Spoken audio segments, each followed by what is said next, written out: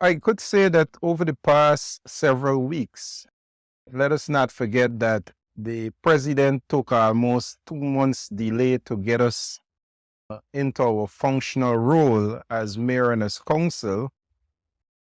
Notwithstanding that delay, even as elected as a council elect, we were already on the ground, coming straight out of that campaigning of local government, where we are able to aggregate a whole lot of the issues right across the 8 constituencies, whether they were the Amelia's Ward Primary School, the synthetic track, agriculture in West Watuka, issues as it relates to cost of living and employment, or in fact, unemployment in the community. So we had a very good opportunity over the campaign and even at the point of council elect to aggregate many of those matters. And now that we have managed to do that, we're better able to articulate them, whether through programs, whether we have started to organize different events across the constituencies and communities, and even to look to do the two most important things we said we want to do, which is to represent people's rights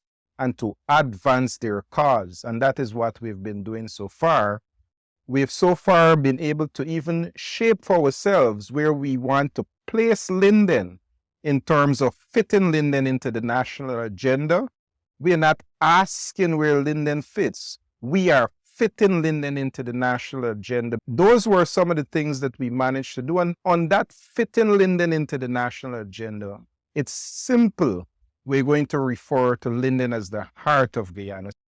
Those were some of the things, whether it was the very practical, physical things to get done, whether those were some of the social things in terms of helping people and their lifestyle to improve, or whether there are some of the most philosophical things to ensure that we have a better understanding where we in the future would like to take Linden. Excellent. Mr. Mayor, if you were to say there are these few things that are the major issue, I know there are many things that is consuming the time of the council in terms of bringing relief to the people and serving the people of Linden. What are those things you might be working? I think we took on the council understanding there are 3 approaches to getting things done. There is an obligation by government, and I think you and I had this conversation about governments and their responsibility to honor constitutionally to ensure there is meaningful engagement with local government and local governance to ensure proper oversight.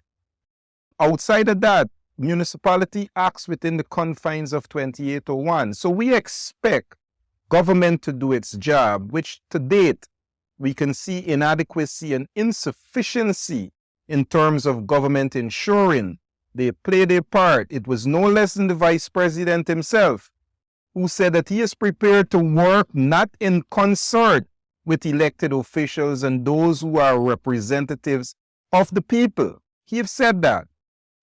That notwithstanding what government's obligation is to the local councils, we know what we will have to do. The second is the council itself. And because of the government's intention to retard councils' opportunity to develop and grow and be able to, in the very basic sense, provide self-sufficiency to residents, those councils, we went into the council, a council that is still paying minimum wage, a council that is receiving 18 million in subvention for this whole town, while CDCs collect twice a year $80 million. So even in the council, the sort of inability to even go out and raise funds, raise resources, do valuation of property. You found in 2021 when the council in the APNU was allowed more leverage. This change in 2021, where the minister have taken to himself almost 19 positions that the council was given leverage to hire. So that's the second thing. The council itself, unless there are major legislative changes, I would say to residents, we have to continue to bang to ensure that the council is able to function in your interest. Now, what's the third thing?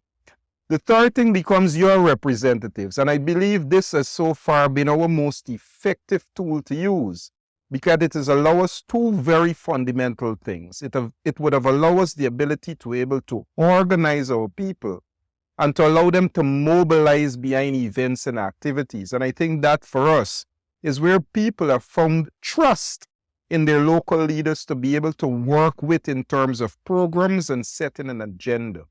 And I believe when you see in communities, whether they're community initiatives, whether it was the 1 Mile Village Day or the Burnham Drive Fiesta, or you find us going into getting communities and the market square, you find it is residents, it is vendors, taxi drivers, and councillors who have so far been able to organize the resources and to mobilize that behind tangibles, which we have been able to get. So those are our three approaches. Whether government, whether council is with the means, I can say to residents, your councillors and you have so far been doing quite a good job in getting some of these things resolved.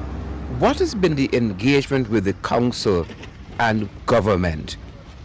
And if there have been any engagements, have those engagements been fruitful? I can say to you, we as a council understand our constitutional obligation and we remain committed to that.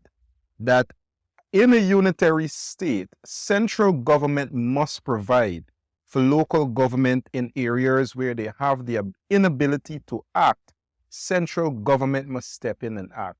That has so far not been the case. And as I said earlier, no less than the vice president is saying he is unwilling to work with local leaders. But what I can say to you, for the level of engagements that we've had so far, whether it was Minister Hamilton coming to the office to say to the council that the buildings of the council, the ministry would like to use for training exclusively, the council with no objection to training is saying to the ministry, don't come to take our centers, build a center so that we can, in this town, a town that would have provided almost 19 sectors, and you can call them off the bat, whether it's Omai, Bosai, Araimo, Baishinling, Guyana Goldfield. Almost 2/3 of those workers are Lindeners. We have the skill, we have the artisan laborers who go and tame the jungles of Guyana.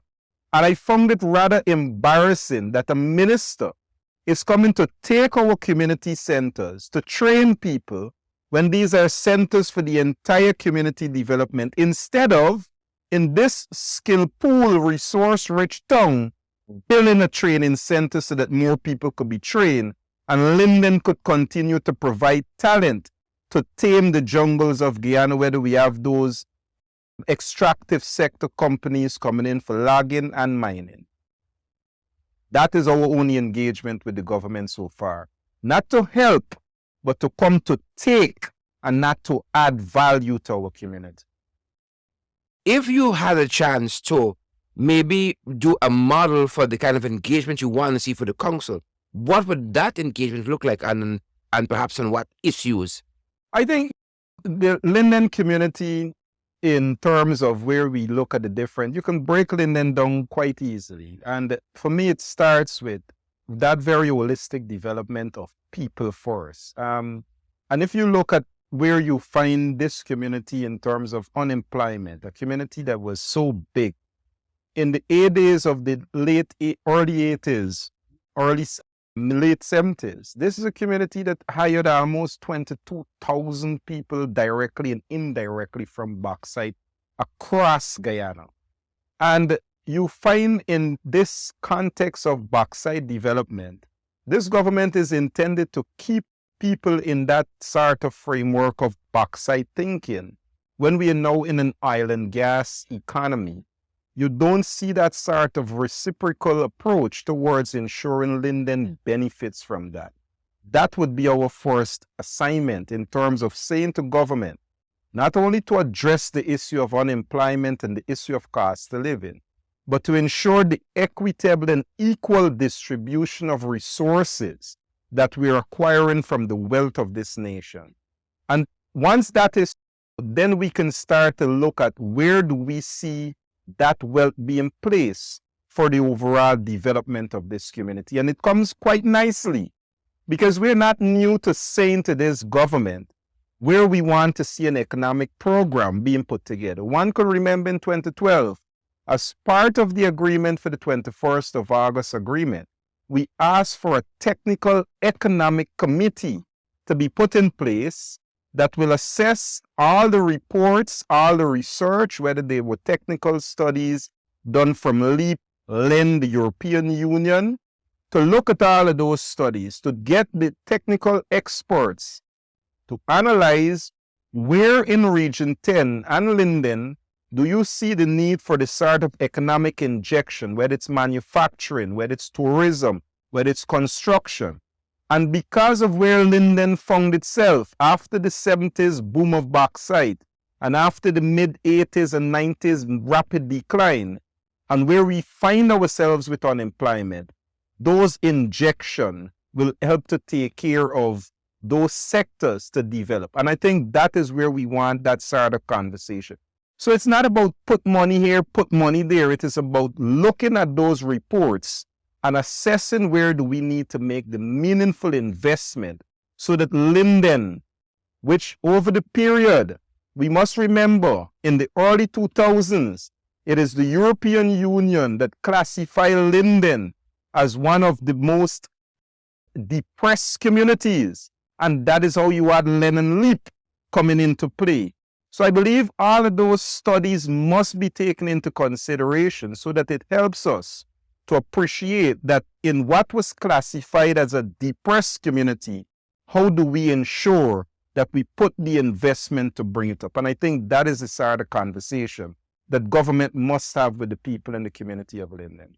Mr. Mayor, on that note of investment, as we wrap up, are you concerned that 3 years in, the Linden Enterprise Network still has not been constituted?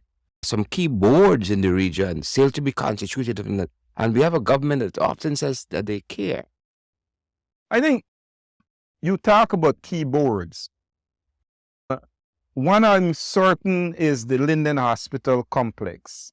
And that in itself goes to show where this government sees not only the well-being of citizens, but where this government intends to take healthcare, which is to privatize healthcare.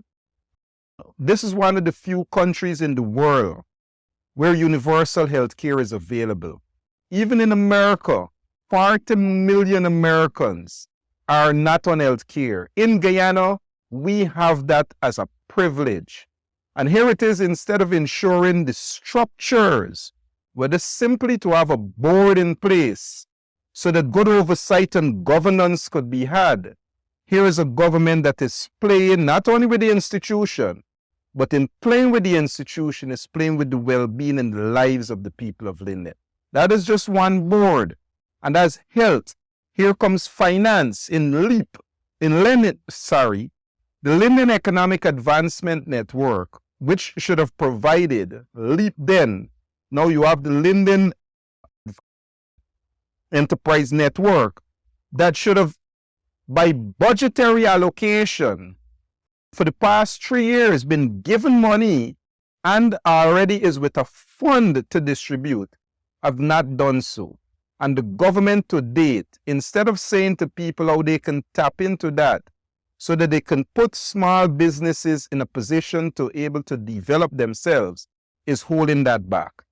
Because the process of LEN is more strict, is more allowed for residents to have a little more better option. What does the government do? As the vice president said, they are going to come with the cash grant and give it directly to family, friends, and favorite. So we forget about LEN. Here comes cash grant directly by the vice president. Only, as we heard the PPP activists in this region boldly proclaiming after local government election, it is not the APNU that started the scandal. It was 3 PPP activists who were on the social media saying that they were asked to bring friends and people who campaign so that they can get the cash grant. So not only healthcare, we don't have a board so that we can take care of the well-being of people, but even the financial well-being of the citizens is taken for granted when you don't have such a major institution like Linden being reconstituted properly with a board, but instead the vice president preferred to take taxpayer money like he is Santa Claus and come and bring it to family, friends, and favorite. That is the state of play in terms of how the government prefers to manipulate these institutions and structure so that it gets its own way. Mr. Mayor, finally, in the run-up to local government election where you were elected, duly elected, overwhelmingly by this township, there was a seeming flurry of activities here in Linden. Is that still the case? I note that you said that the president couldn't even find the time to swear in the councillors, to swear in the mayors and deputies. I think you look around and the PPP is a party that have proven itself not to be trusted. It is the PPP who said elections are over. It is no less than the president and the vice president who said elections are over and they're prepared to work with the councils. What I am guessing and what I'm seeing so far is which sort of councils that they're prepared to work with. Because I can say to you, there is an absolute unwillingness, as the vice president said, that he's prepared to work with opposition councillors. And I think that in itself is troubling when you look at where we want to take democracy. For us, what we have found out as it relates to the PPP and trust and all of the activities that they talked about, we heard them say that they were going to open the synthetic track a week within the campaign. It is the regional chairman and I who a few weeks ago had to be walking on that synthetic track and making the claim that if the government and the ministry is not going to keep sports on that track, we were going to keep sports on that track. Today we have the sports on that track, which means again, it is not that they were unwilling to even keep the sports. What it was is that they were prepared to spite the people of Linden. Even though the claim was made in all of that campaign nights that the track was ready. The claim was made in all of that campaign nights, people will be employed. The claim was made in all of that campaign nights, more houses will come. The claim was made in all of that campaign nights that people will have a good and better life. I can say to you, none of those promises so far have been fulfilled. And so far, the people are no less encouraged that they will be fulfilled. And I think that in itself is where we see us heading to 2025. A PPP government that is not only incapable, but is unable to even perform its basic function of delivering on its own promises.